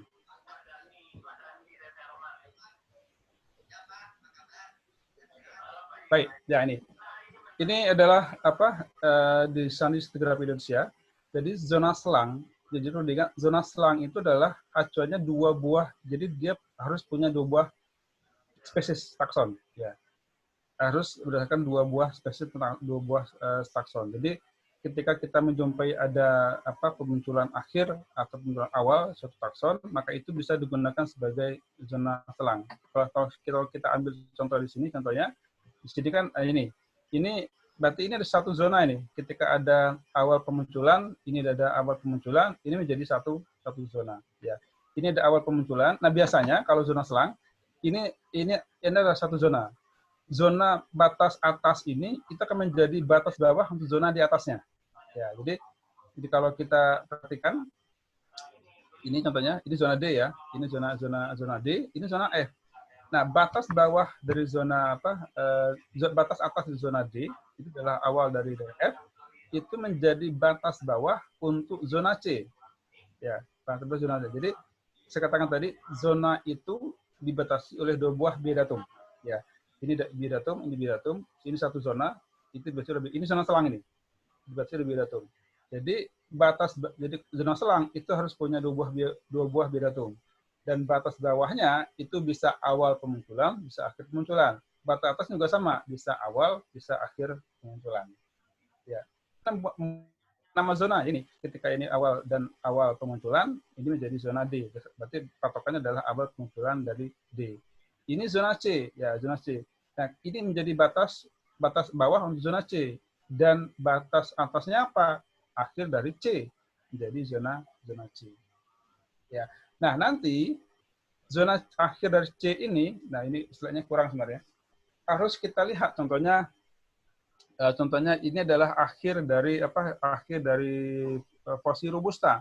Berarti zona C ini umurnya apa? N12. Kan begitu. Ini N12. Ya, atau akhir dari lobata N11. Nah, D ini ternyata adalah Globoteria fosil. Berarti zona D ini adalah berarti ini namanya zona Globoteria fosil. Umurnya apa? N10. Ini contohnya zona C, berarti contohnya adalah akhir dari lobata, berarti ini adalah N11. Dan itu seterusnya. Ya, jadi itu cara penentuan nama zona selang. Zona selang itu harus diingat dia harus 2 buah biadatum. Nah, beda zona kisaran. Kalau kisaran itu cukup 1 saja. Contohnya ini adalah C ini contohnya. Ini C ini ternyata dia berumur ini robusta ini. Berarti ini 1 zona, namanya adalah zona Globoteria fosil robusta, dia N12 sebenarnya. Nah, F ini umurnya mungkin bisa lebih tua, bisa lebih tua harusnya. Ya, itu 1. Nah, ini namanya apa? Ini zona kisaran kutub. Kira-kira begitu. Kemudian bisa menjawab. Kalau tidak mungkin bisa ditanya ulang. Oke, pertanyaan berikutnya dari Ibu Ratna Husain. Pertanyaannya adalah terkait dengan pengambilan sampel bawah, tengah, atas. Ya. Sekiranya di lapisan bawah itu dijumpai ada takson koram plankton yang melimpah, menerus hingga paling atas. Tetapi pada lapisan tengah ini dijumpai fosil indeks. Maka fosil yang mana yang bisa digunakan sebagai range umur untuk lapisan bawah hingga lapisan atas? Oke, baik. Nah, ini banyak juga ditanyakan oleh Mas biasanya. Lah, untuk dasar pembuat zona itu apakah kelimpahan takson? Tidak. Ya. Kelimpahan takson itu bukan sebagai, kalau untuk zona selang ya, untuk zona selang, kelimpahan takson itu tidak sebagai acuan untuk penentuan membuat nama zona. Acuannya apa? Tadi biadatum tadi. Nah, kita harus yakin betul, biadatum ini kan pemunculan awal terakhir. Yakinkan betul, dia adalah awal pemunculan satu takson, atau akhir pemunculan satu takson. Makanya dalam urutan ini contohnya, kalau kita kasih contoh ini. Contohnya B di sini. Ya, B ini contohnya B, ini adalah awal dari B, kita jumpai fosil ya. Ini adalah biadatum ini. Ternyata A ini paling bawah sampai paling atas, ini melimpah sekali. Ini padahal ini adalah sebagai fosil indeks. Fosil indeks itu contohnya kita jumpai, contohnya paling gampang apa? Urbulina contohnya. B ini adalah fosil Urbulina universa, ya, yang saya yakin sebenarnya paham Urbulina universa. B ini benar universa. A ini adalah fosil contohnya Dehiscen. Dehiscen itu dia cukup panjang dan dia biasanya melimpah cukup banyak. Dehiscennya melimpah sekali sampai ke atas ya. Tapi B ini adalah kita jumpai ada Urbulina universa. Terus bagaimana zona? Kalau Anda yakin B ini adalah Urbulina universa, ini sudah pasti di sini adalah ini zona N9.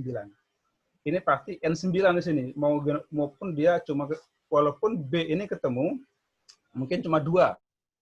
A ini jumpai 10 di 10 mungkin 30 ya. B sebagai Urbulina universa ini contohnya hanya jumpai 2, 3, mungkin 3. Walaupun dia cuma 3, tapi sampai ke atasnya dia cukup konstan. Ini mungkin ketemu 3, ini ketemu 5, mungkin lagi ketemu 10, mungkin meningkat gitu. Maka yakinlah bahwa B ini adalah zonanya adalah mulai B itu adalah N9 sebagai zonanya.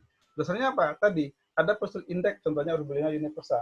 Jadi indeks di sini indeks itu adalah fosil penentu umur ya. Bisa dia kisarannya pendek. Pada umumnya kisarannya pendek. Tapi kalau dalam biostratigrafi, indeks itu adalah betul-betul indeks biodatum. Jadi Urbulina universe itu adalah indeks biodatum untuk zona. Ya, jadi ketika jumpai ada first occurrence atau awal penurut Urbulina pada fosil B, maka yakinlah T3-nya dalam mungkin mulai dari satuan batu pasir ini itu mulai adalah N9. Ya, kira-kira begitu. Jadi kelimpahan satu takson, walaupun dia tidak melimpah sekali, tapi Anda jumpai dia fosil indeks, maka untuk penentuan zona itu menggunakan fosil indeks tadi. Atau dalam hal biostratigrafi itu adalah coba perhatikan kalau paling simpel begini. Coba saya tunjukkan contohnya adalah zonasi Foram ya. Zonasi Foram. Nah ini contohnya. Ini kan ada biodatum ini. Ya, yakinkan betul awal akhir kemunculan dari suatu takson ini itu di urutan stratigrafi yang kita amati. Kalau yakin betul contohnya nih Plesiotomida ya. Awal kemunculan Plesiotomida muncul pada sampel nomor 5. Sudah indeks, berarti dia kemungkinan besar dia sebagai zona zona M13B atau dalam zonasi Blow itu adalah N17 ya, N17. Dia sebagai zona N17. Walaupun hanya ketemu mungkin cuma 5 atau 3 biji ya, 3 spesimen. Kira-kira begitu, Bu Sri. Mudah-mudahan bisa menjawab. Oke, terima kasih Pak Akmal. Masih ada pertanyaan lagi dari Anis Kurniasi lagi. Ketika menyusun zona selang, kita menemukan suatu takson fosil yang muncul secara konsisten pada range kedalaman sampel tertentu, tapi kemudian hilang, lalu muncul lagi pada kedalaman yang di atasnya. Apakah takson ini bisa digunakan dalam menarik biodatum atau tidak? Oke, baik. Bagus sebenarnya. Saya yakin hampir semuanya menjumpai kasus seperti ini. Ya, jadi itu sangat mungkin terjadi. Jadi begini, dalam kita menentukan biostratigrafi, jadi yang pertama tadi kan kita bikin fosilis ya, kemudian kita gabungkan dalam bentuk distribution chart ya. Distribution chart kan adalah kumpulan fosil yang kita jumpai di dalam satu urutan stratigrafi. Nah, biasanya itu tidak semua sampel akan dijumpai. Saya yakin tuh contohnya ada 20 sampel. Biasanya 20 sampel tersebut, ya 20 sampel, pasti ada yang bolong. Contohnya di sampel nomor 9, kosong. 10, 11 muncul. Kemudian sampel nomor 15, kosong. Kemudian muncul lagi di sampel nomor selanjutnya, 17 sampai ke 20. Kalau dia gosong, interval kosong cuma satu sampel, kemudian yang lainnya konstan muncul terus, maka itu harus ditarik sampai ke atas, sampai dia kapan dia berhenti. Nah, kita akan tahu dia itu adalah layak tidak sebagai biodatum itu ketika kita menjumpai tadi ada datum plan dan dia punya first occurrence yang sama. Nanti kita cek di kisaran di sini. Contohnya saya tunjukin aja. Nah ini contohnya nih. Nah kalau Anda perhatikan, ini terlalu sedikit. Saya contoh ini mungkin ada satu. Nah ini. Kita jumpai ada fosil periperonda, ada kontinuasa tentunya. Ya. Dua buah spesies ini walaupun contohnya periperonda itu ada bolong-bolongnya, ditarik aja dulu, ditarik sampai ke atas sampai dia mentok. Nanti kita akan melihat sebenarnya akhir atau awal kemunculan itu sebenarnya dia rework atau tidak. Ya, kalau dia dia rework, contohnya kalau contoh rework itu bagaimana? Contoh rework itu gini. Seharusnya dia sudah tidak ada, seharusnya dia sudah seharusnya di sini ya. Contohnya dia sudah hilang pada zona N10. Itu seharusnya dia sudah hilang. Ternyata Anda menjumpai fosil yang lebih muda lagi, contohnya adalah fosil contohnya. Ini contohnya. Fosil ini aja, fosil Probata. Probata sudah muncul di sini. Ya, kalau Probata sudah muncul di sini, ini masih ada, masih muncul sampai tersebut, maka yakinlah bahwa ini ujung overlap ini itu adalah suatu yang dia adalah last occurrence yang rework, ya, yang sudah rework. Maka yang diacu apa? Awal kemunculan ini. Maka kalau contoh kalau dalam fosilis, saya kembali ke fosilis saja. Kembali ke fosilis, ini fosilis. Nah ini, kalau sama hal dengan fosilis. Jadi fosilis itu apa? Yang paling penting dalam fosilis apa? Carilah si first appearance yang paling muda. Itulah umurnya. Ini paling muda nih, N19. Ya, ini adalah ini yang paling muda N19. Sama hal juga yang tadi. Jadi kalau dia ada bolong-bolong tidak masalah, tarik aja sampai ke atas. Nanti baru kita setelah ditarik semuanya, baru nanti akan terlihat nanti sebenarnya dia adalah rework atau fosil yang sebenarnya. Ya, dikira begitu. Jadi paling gampang itu adalah dicoba aja ditarik semuanya. Dan tidak masalah kalau ada beberapa sampel yang bolong. Dikira begitu, Bu. Oke, masih ada lagi ya. Terima kasih Pak Akmal. Untuk selanjutnya masih ada dari Angelina Majesti. Pertanyaannya adalah, berapa jumlah spesies foram plankton ataupun benton yang bisa dipakai untuk mendeterminasi lingkungan pengendapan dan umur untuk setiap sampel? Berapa jumlah takson ya? Yang harus diidentifikasi untuk penentuan umur? Kalau jumlah sampel itu tidak pengaruh. Kalau hanya sekedar pengen tahu umur. Jumlah sampel itu akan sangat berpengaruh nanti. Itu untuk melihat ini kalau Anda perhatikan ini ada fosilis ya, ada fosilis. Ini ada kelimpahan, ini jarang, common dan seterusnya. Itu untuk melihat dalam identifikasi nanti akan berguna saat menentukan paleoekologinya. Ya, paleoekologinya akan berguna nanti, menentukan paleoekologi. Lebih kepada melihat ekologi saat dia terendapkan. Tapi kalau hanya sekedar pengen tahu umur, misalnya kalau dalam kita di kampus misalnya, itu berapa jumlah maksimum? Biasanya saya batasi 50 spesimen. Ketika dia sudah 50 spesimen, itu sudah dianggap dia sangat dia abundant, dia melimpah. Itu paling gampang. Tapi kalau dalam standar di jurnal, itu misalnya 300 misalnya, 300 spesimen. Jadi satu spesimennya diamati sampai 300, itu standarnya. Nanti biasanya digunakan kalau ketika datanya kita gunakan untuk analisis yang lain, contohnya untuk paleoclimate gitu ya. Itu akan bisa kita analisis. Kita ambil sampel yang sama, kemudian kita akan tahu mana yang melimpah, mana yang tidak, itu akan bisa digunakan untuk analisis yang lain.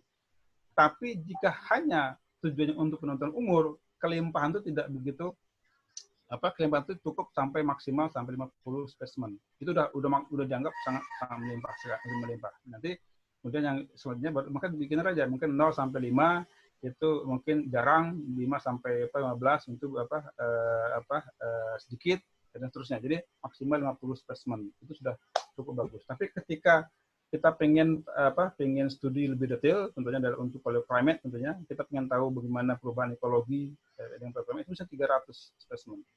Itu cukup standar untuk menentukan paleoekologinya. Ya, kira begitu. Jadi kalau hanya sekedar pengen tahu umur contohnya dan palibatimetri itu sambil patokan mungkin ya 50 mungkin kurang juga tidak masalah. Tapi tidak kalau tidak, makanya di sini bisanya itu dikasih notasi berapa sih yang dianggap sebagai jarang, sedang, melimpah dan seterusnya. Ya, dan itu berguna ketika studi paleoclimate atau ekologi. Itu akan sangat berguna sekali untuk kelimpahan ini. Ya, kira-kira begitu. Baik, Pak Akmal, masih ada lagi ya dari Filipus Samuel. Pertanyaannya adalah, bisakah penyebab terjadinya percampuran mikrofosil karena salah penentuan nama fosil? Terus pertanyaannya, adakah zonasi nanofosil selain pada gamping? Gitu pertanyaannya. Oke, pertama bisa percampuran ya? Yang pertama, itu bisakah penyebab terjadinya percampuran mikrofosil yang salah karena salah penentuan nama fosil. Jadi nama fosilnya salah gitu. Yang seharusnya mungkin ya, seharusnya lingkungannya itu laut dangkal gitu ya, tapi karena ada campur nama atau salah nama fosil, maka menjadi tercampur gitu. Oke. Pertanyaan yang pertama. Ya. Baik. Sangat mungkin. Ini adalah faktor yang keempat. Kalau lihat di sini, ini yang faktor yang keempat, itu adalah kesalahan determinasi. Itu penyebab percampuran. bagi yang bagi yang tidak terbiasa, mungkin mahasiswa yang baru KL gitu ya, pemetaan geologi atau KL itu sangat banyak sekali kena akibat salah determinasi. Ya, jadi nah terus bagaimana kita melihatnya? Gampang sebenarnya. Jadi kalau contohnya kita di dalam posilis ya. Nah ini dalam posilis. Untuk menentukannya itu dilihat asosiasi spesies. Ada namanya asosiasi spesies. Contohnya gini. Ketika kita melihat di sampel ini, ketika umurnya adalah N19, maka yang kebanyakan spesies yang muncul itu adalah kisaran umur N19 atau Miopleocene lah dia. Ini muncul. Tapi tiba-tiba muncul ada spesies yang sangat tua sekali. Berarti dari work ya, dari work. Atau ada spesies malah paling muda mungkin Pleistocene tentunya, ketemu fosil Pleistocene. Ketika ada fosil yang sangat muda sekali ketemu dia Pleistocene, padahal itu adalah sampel akibat pengambilan sampel di lapangan, bukan kena jatuhan pengeboran ya. Jadi sebenarnya rework itu terjadi ini 4 cara tadi. Kecuali untuk data bawah permukaan. Kalau data bawah permukaan itu ada 2 kemungkinan. Pertama adalah ketika sampel spesies tua masuk ke muda itu kena rework, atau kena jatuhan. Kalau jatuhan itu biasanya ada spesies muda yang masuk ke dalam cutting-nya. Ya. Jadi ada layer di atas masuk ke dalam cutting itu sehingga dia ketemu fosil muda. Itu bisa pada pengeboran. Tapi ketika Anda ngambil data lapangan, kok tiba-tiba muncul ada spesies yang muda, numpluk di sini ada yang umurnya Pleistocene. Maka kecurigaan pertama kali apa? Salah determinasi. Dan saya minta tolong Anda cek lagi fosilnya, bisa jadi itu salah determinasi. Jadi apakah mungkin? Sangat mungkin sekali. Makanya ketiga faktor ini itu betul diperhatikan. Ya. Jadi selain ketiga ini, maka salah determinasi itu sangat mungkin sekali. Cara ngeceknya bagaimana? Gampang. Anda lihat spesies yang dijumpai di sini, ya. Jadi asosiasi spesies namanya. Kita lihat, maksudnya ini kebanyakan umurnya umur Miopleocene. Kok muncul umur yang jauh sekali? Maka kemungkinan itu salah determinasi. Ada yang kedua tadi apa?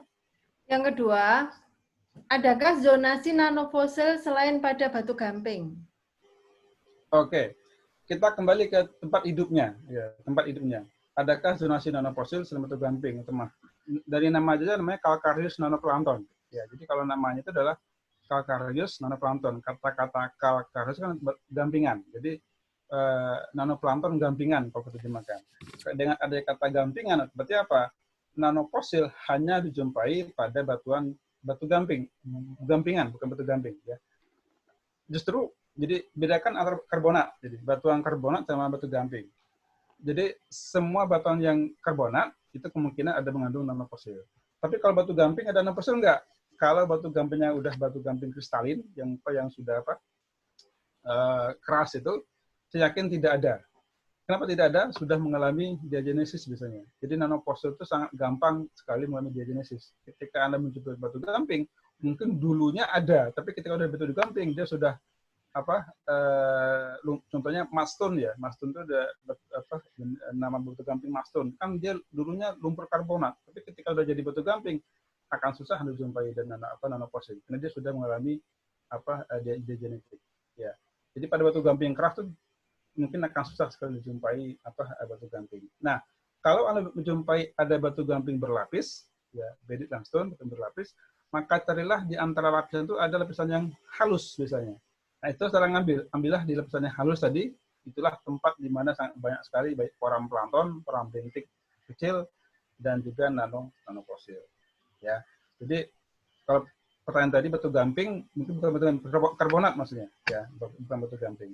Selain batu karbonat ada tidak? Ya pasti nggak ada karena dia hidupnya di laut. Ya kalau itu berarti dia yang calcareous. Ya. Kalau yang bukan gampingan terus apa fosilnya? Kembali itu ambillah polen, spora dan polen, palinologi ya, atau spora dan polen itu yang paling banyak untuk yang bukan di depan di laut. Kira-kira begitu. Ya, jawabannya. Mudah-mudahan menjawab. Lanjut ke Elizabeth di Mayasari. Pertanyaannya adalah, bagaimana menentukan batasan kelimpahan fosil? Melimpah sampai sedikit, apakah ada ketentuan angkanya? Gimana? Boleh? Jadi pertanyaannya, bagaimana menentukan batasan kelimpahan fosil?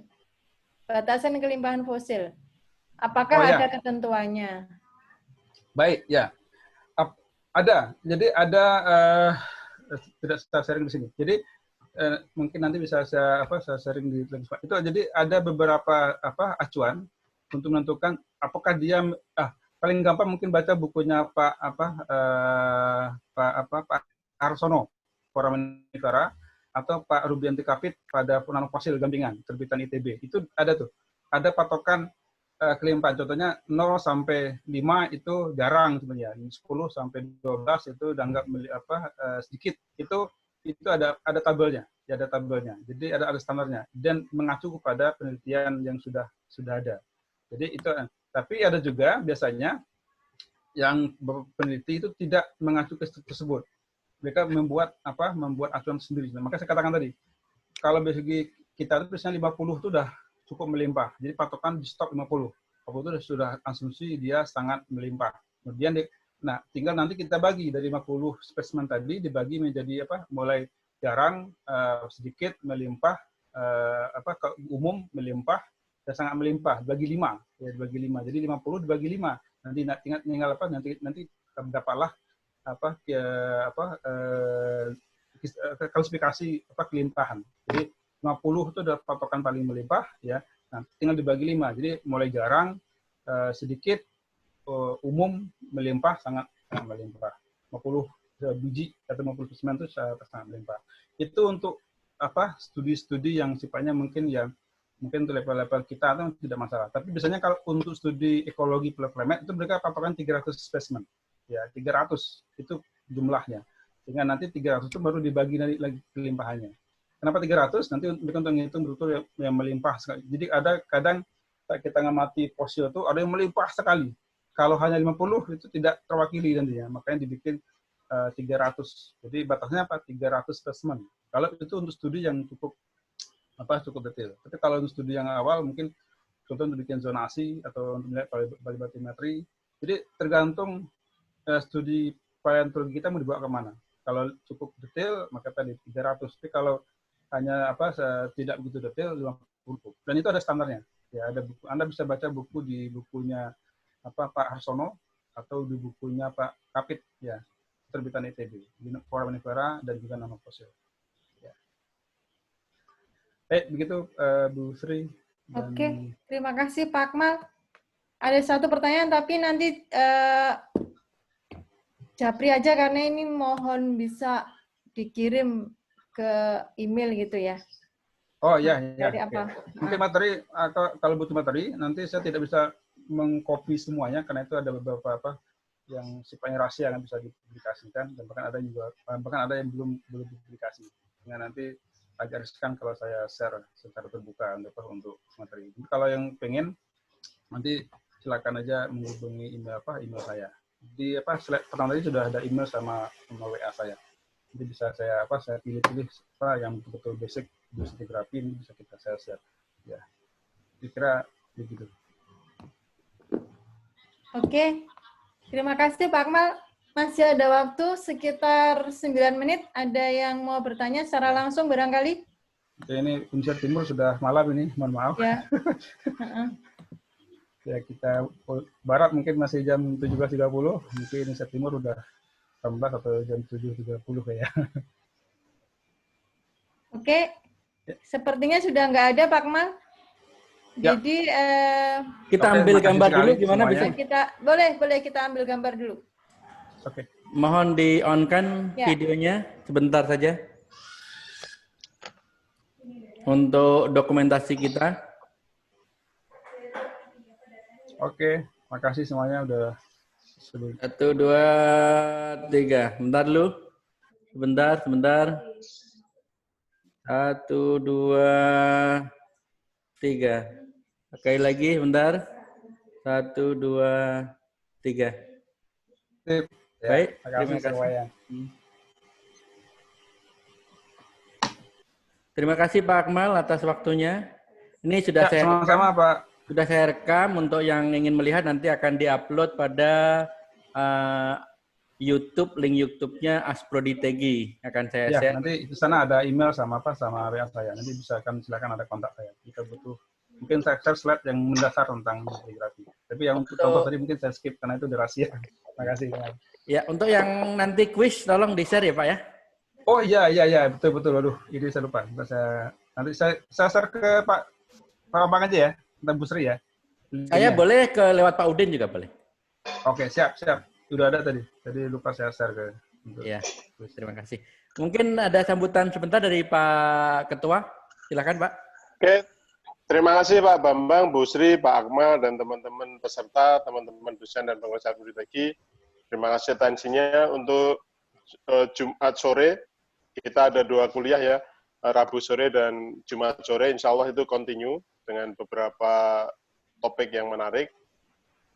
Besok insya Allah geokimia hidrokarbon, Jumat jam 15.30 oleh Ibu dosen dari ITNY. Waduh, lupa namanya saya. Bu siapa? Hening ya? Saya rasa itu. Monggo silakan untuk berpartisipasi karena ada beberapa ilmu yang mungkin diperlukan dan untuk refreshing teman-teman dosen dan juga untuk mahasiswa. Terima kasih, sampai jumpa di Jumat sore. Makasih Pak Bambang. Baik, terima kasih. Kami mohon maaf jika ada kurang salah kata atau tersilap dalam membawakan kegiatan ini. Dengan mengucapkan syukur alhamdulillah, mungkin kita tutup saja pertemuan hari ini. Sampai jumpa lagi pada pertemuan berikutnya, dan yang terdekat adalah pada Jumat sore ini. Terima kasih banyak Pak Akmal. Sekali lagi, Assalamualaikum warahmatullahi wabarakatuh. Itu saya kirimkan link kuis ya bagi yang pengen kuis. Oh, iya Pak ya. Di chat sudah ada. Oh ya, yang ikut kuis bisa ikutan terus nih, ada di linknya. Ya, baik. Biar di copy dulu, dikasih kesempatan dibuka dulu Pak. Boleh, masih boleh. Ya. Silakan nanti dibuka di link.